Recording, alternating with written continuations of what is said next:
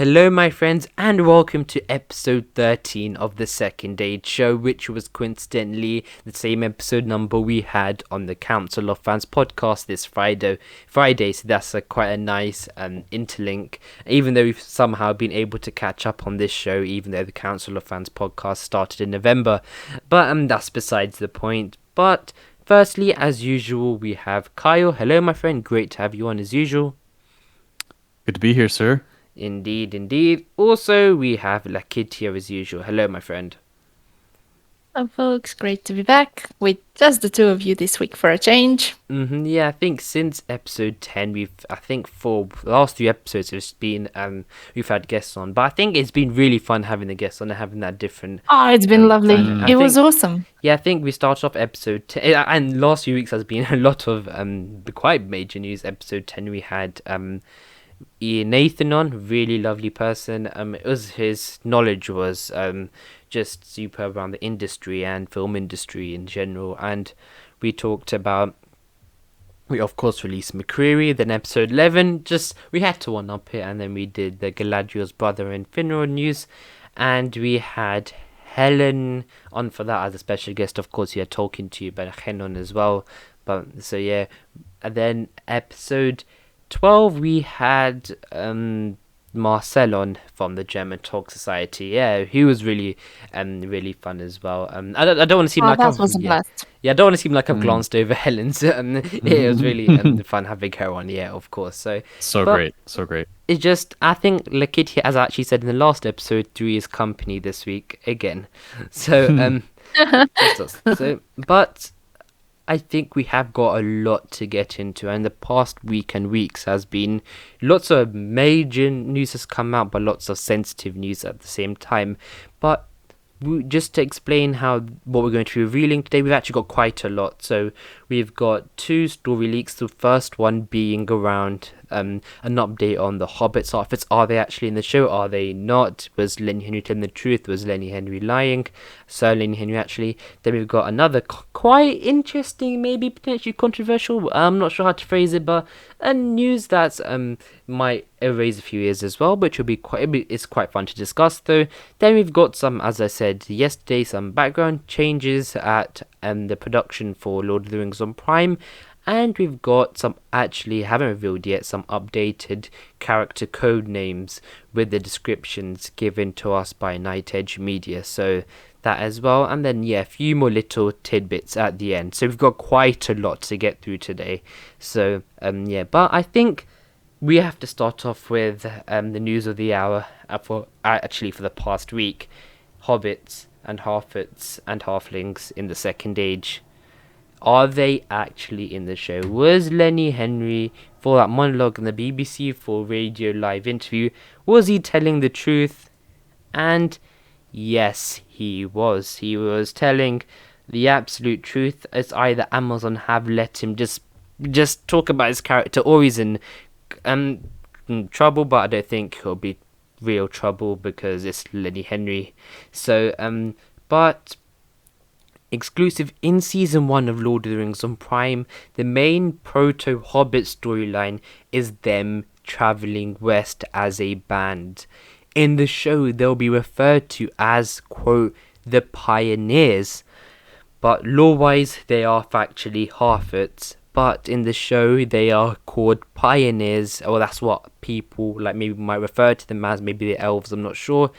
But that crew and everyone use proto-hobbits, and they will be in the show. We've been able to find out for at least 6 episodes of season 1, so that's the benchmark we believe is around 6 episodes. And I'm thinking here there's 3 main bits we have to take away from this. First of all, they are involved, and I don't want to go into our opinions and reactions. We know now they are involved. I know I had quite a passionate, not passionate rant, but just giving my opinions off.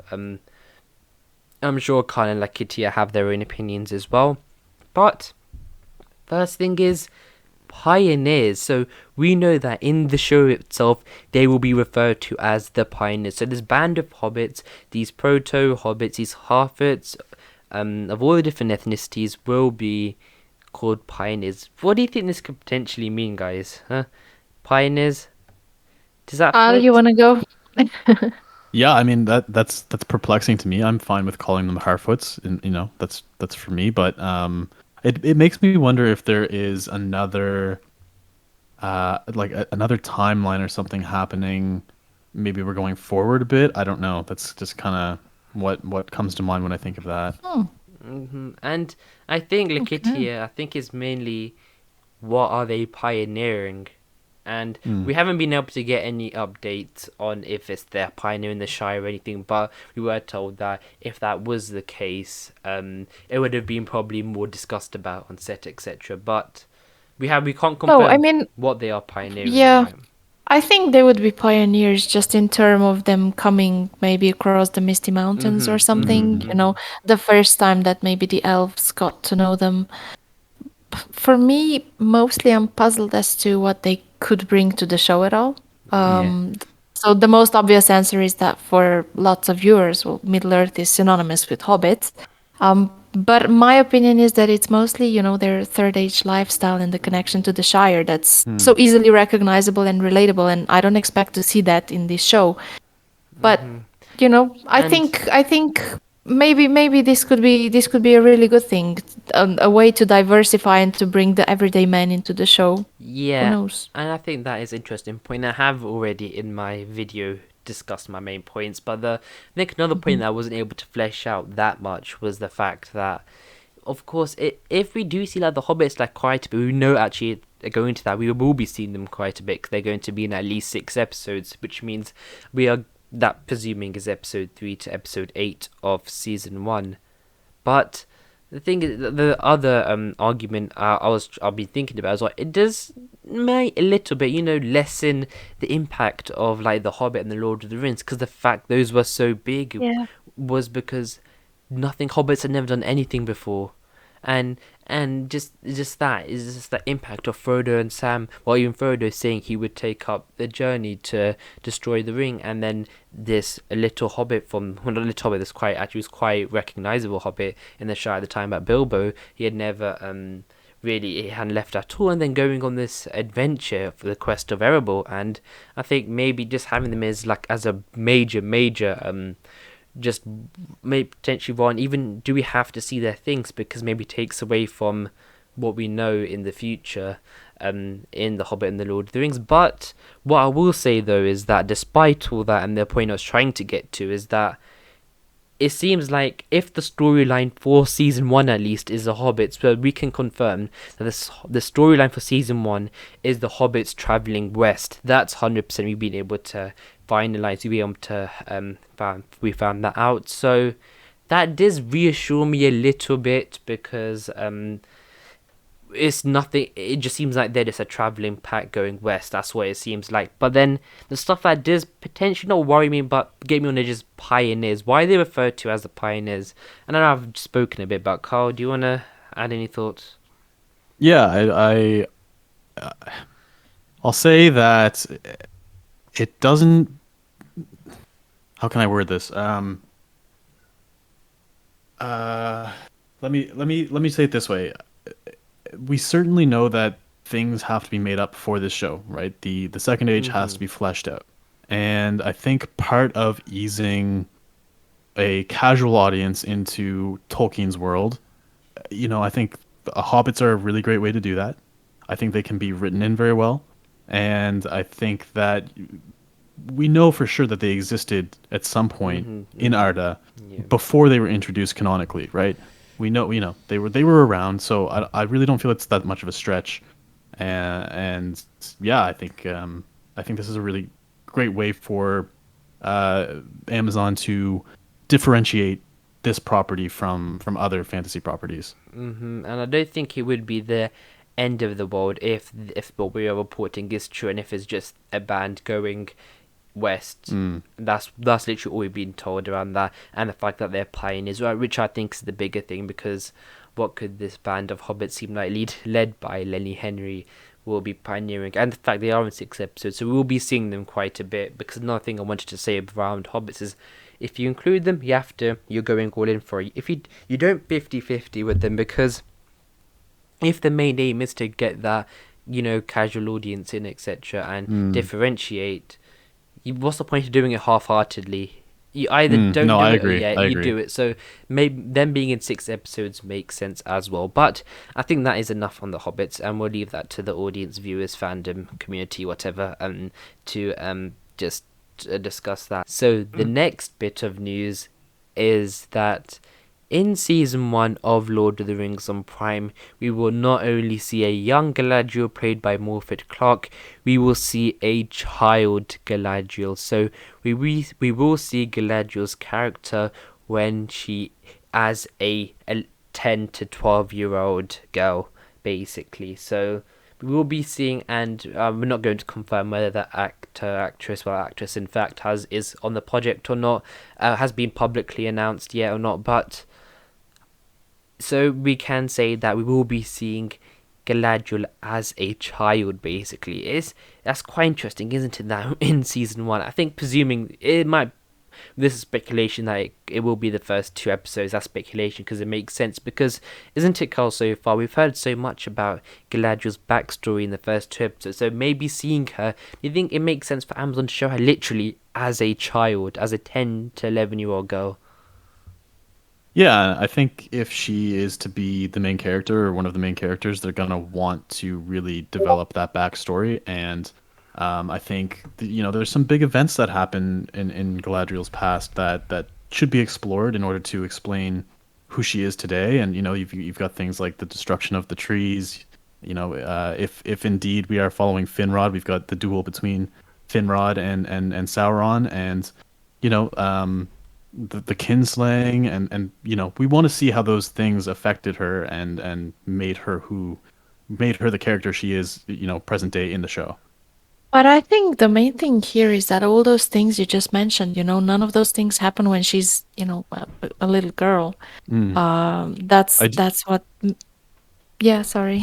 no, go ahead. Sorry, I was just gonna No. say, it could be that they do happen that way in the show. Oh, yeah, that is true. That is true. Though that would probably also mean that she would be in her, child form when crossing Helcaraxe, and That could be.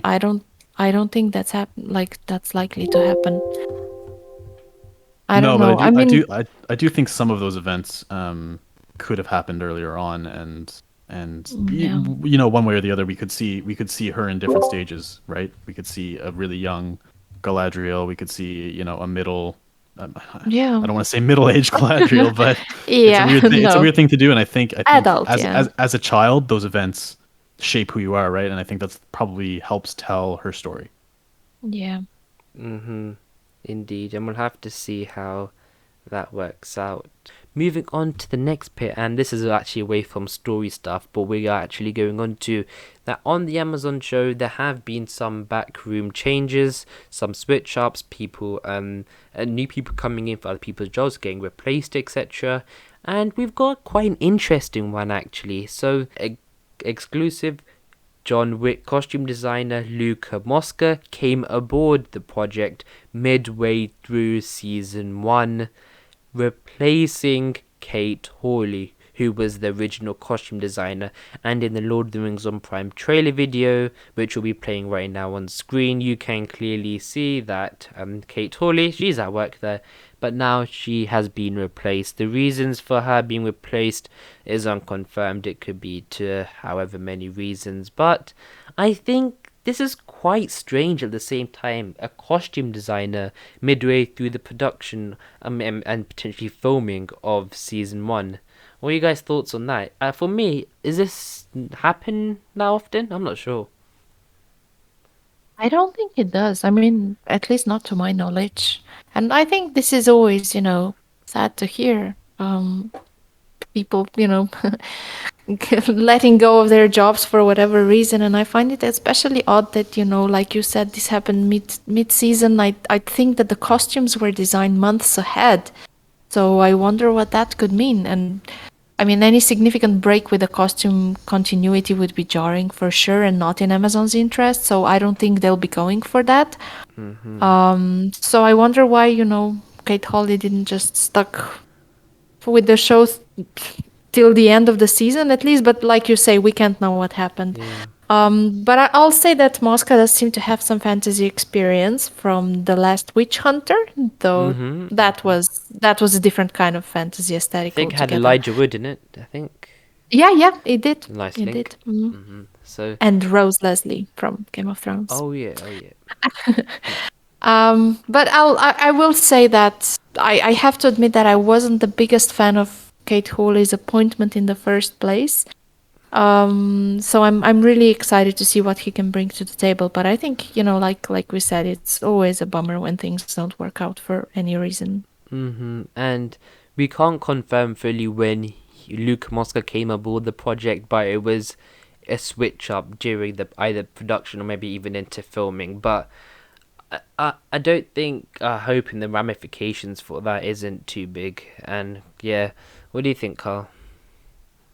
Yeah, I'll be interested to see if we notice any difference partway through the season, or if they've completely done it from the ground up. But it'll be interesting to see if there are any changes there. Indeed. So the next thing we're going to be doing is actually we've got some more developing confirmations of some actors and their code names that we're playing, along with the descriptions given to us by Night Edge Media, and we're just going to get right into that. And I think, Lakiti, do you want to start us off with the first actor and code name? Absolutely. I've been really excited about this one. So Ismael Cruz Cordova is apparently playing the part of Calanon. So mind you, these are code names. So we Yeah. don't know for sure what character these actors are going to be portraying. But here we go. So Calanon is apparently going to be a series regular. They were looking for a male actor between the ages of 35 and 45. And the role is described as role for a classically trained leading man who is equal parts soldier and lover, a ruggedly handsome, brooding Byronic hero. Must possess a certain degree of physicality. Character should seem mid-30s and 40s, though also project a certain sense of agelessness. Needs to be able to speak in a convincingly heightened rhetorical style, at times quasi-Shakespearean. Appearance, please submit all ethnicities.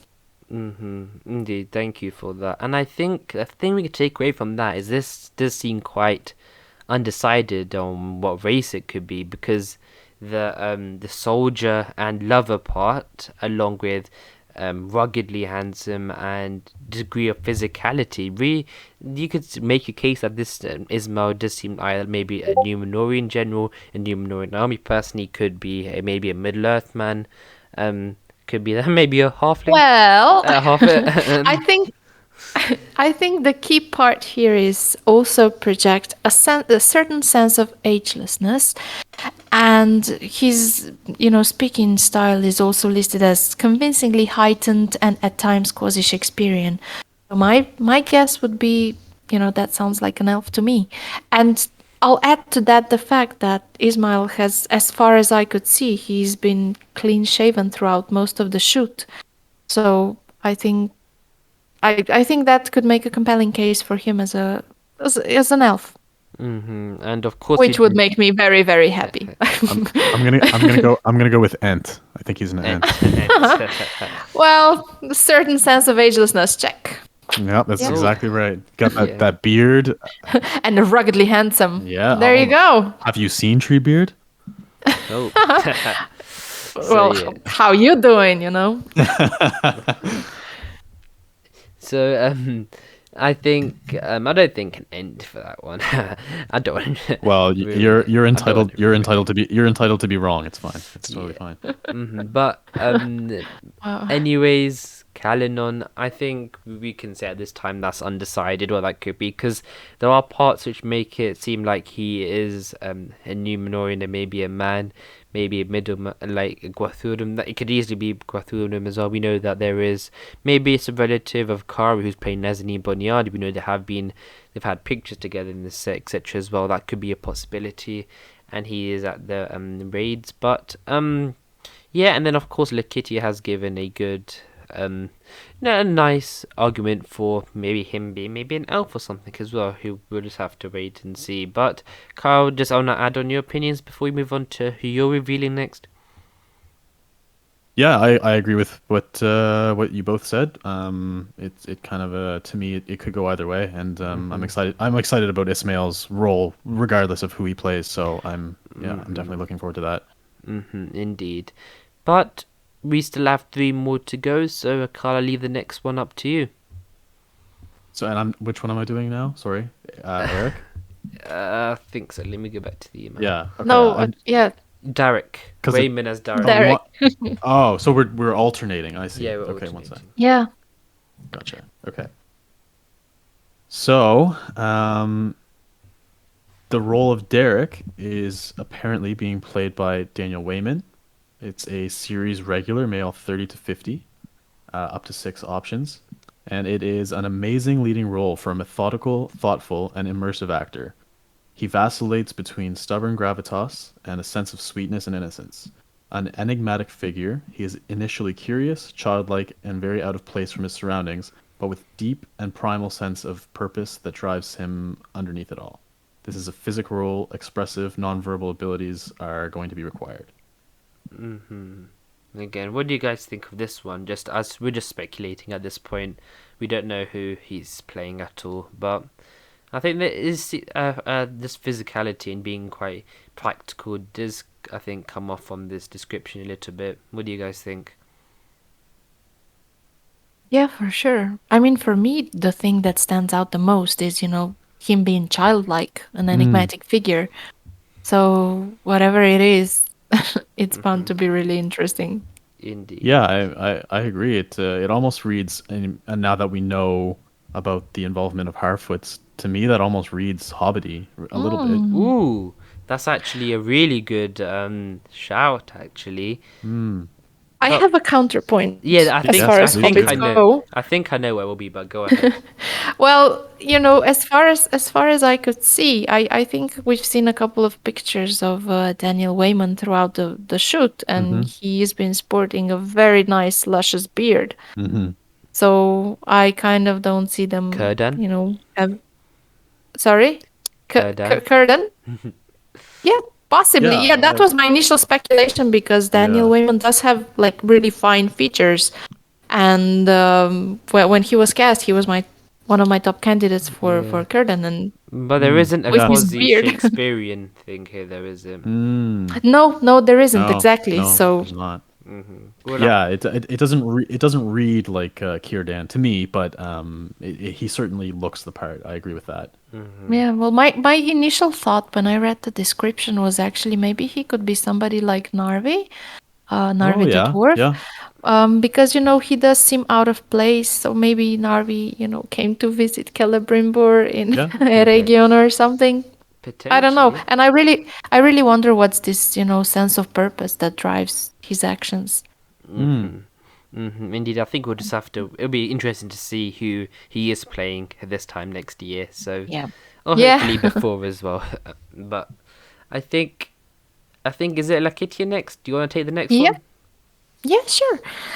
Okay, so the next bit of info is that apparently Charlie Vickers is portraying a character named Arik, who is described as a Codename. series regular, codename, yeah, of course. So they were looking for a male actor between the ages of 30 and 40. And the description goes, a really charismatic male actor required for this dramatic leading role with comedic elements. Role has a significant physical component and calls for an actor with real range. So there's not much to go Oh to yeah, go it's on only here. 2 lines. Yeah, so okay, so apparently they need somebody very charismatic who's gonna portray, somebody with certain comic elements.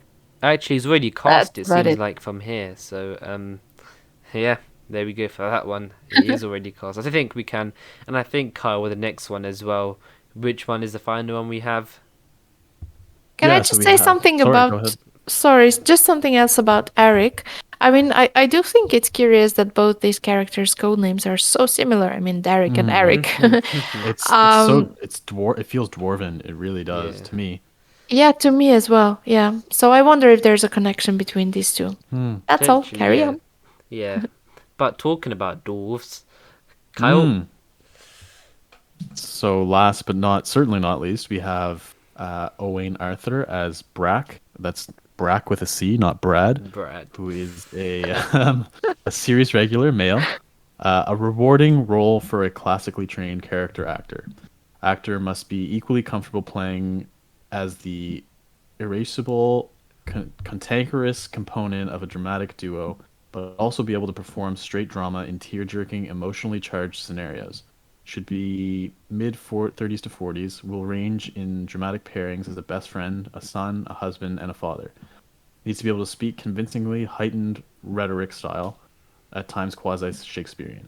And I think, like Kitty, I don't want to disprove your theory, but we know from early reports that um, that Owain Arthur is in fact a dwarf. So, and we still got quasi Shakespearean there. So we'll just maybe a lot of the actors, Good from point. other races as well. But Oh, that's true. Yeah. so, Good point.